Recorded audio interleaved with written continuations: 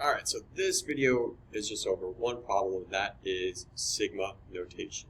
Remember, it's not an E, it's the Greek letter sigma, which tells us we're finding the sum of the sequence that is generated. We're finding a series is what this deals with. So we're given all the information, and I'm going to write it so we can kind of see it the way it was on the notes.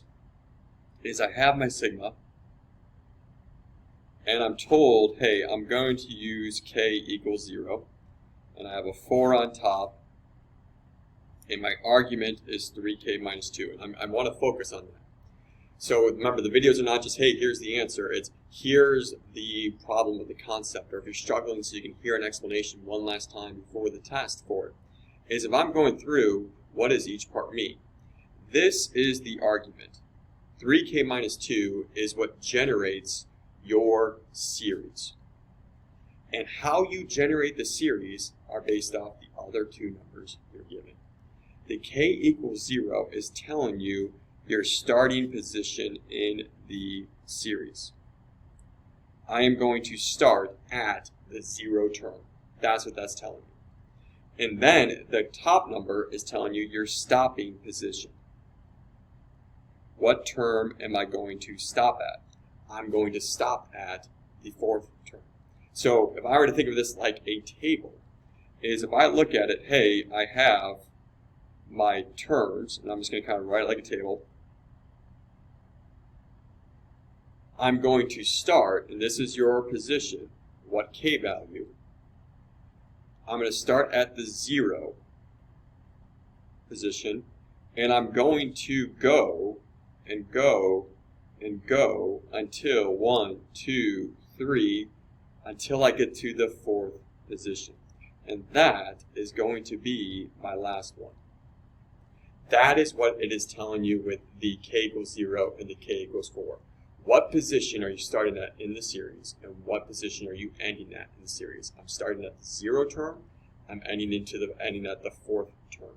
That's what those are saying. So hopefully that clarifies that. Now, how do I create the terms? And I'll use, and I'm saying t of k. Just, the term at the k position. So that's what that t of k means, the term at that k position. How do I generate those? Well, I generate those using the argument. I plug in, just like I would with the table, my 0 into my argument of 3k minus 2. So I'll do it down here now. Is I have 3 times starting position 0 minus 2. That's going to give me a negative 2. So that is my first term. Now here's where sigma comes in, not E, sigma, Greek letter sigma. It's the sum.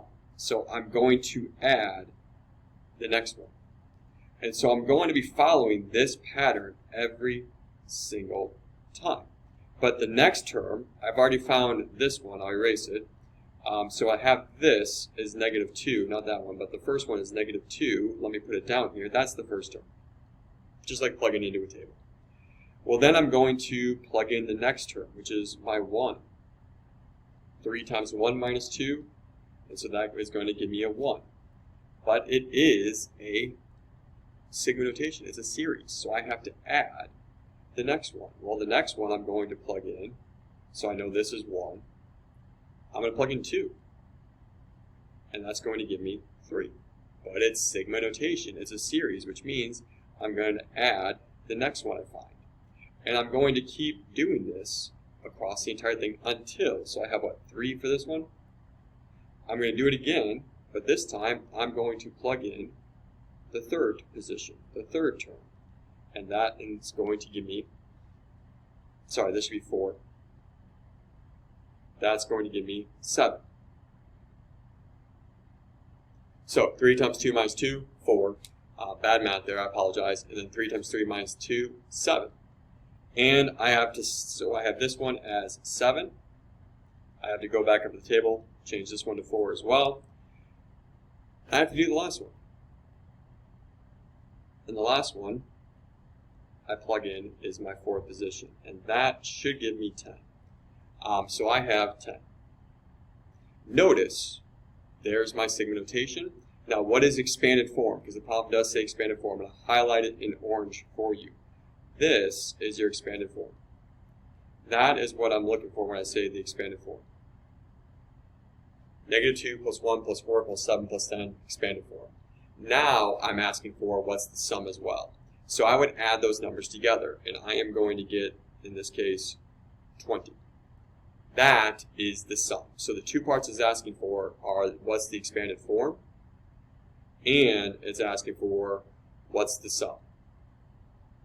And those are the two parts. Now, be careful. I do know, and I'm not going to show it because you can go back and watch the video from the lesson, but I do know you have the ability to find only the sum with your calculator using that summation feature in your math button. So I would be very careful to make sure you know how to do the expanded form. I'm going to be looking at both. I'm expecting you to show me the expanded form, not just the sum. And that's just a little hint for you. Make sure you know that both of them match on it, not just one of them match. But there is your sigma notation. Now, by the way, we could, if I didn't have my argument, I could generate my argument just from the table. So let's have a little fun, because you know it's the last problem anyway. So here we go. How do I generate my argument from here? Well, I need to find my zero term. So I would go and I make sure I have my zero term. My zero term is -2. So I have -2. And then I would look at what am I increasing by for each term. 1 from -2 is adding 3. 4 from 1, I'm adding 3. And so I'm adding 3 for each term. So I have -2 plus 3k. Well, look at that, 3k minus 2 over there. So we can also generate our equation from the table as well. But there you go, sigma notation, and that is the last part of it. Remember, all the other videos are separated, so whichever ones you want to go look at, go ahead and look at.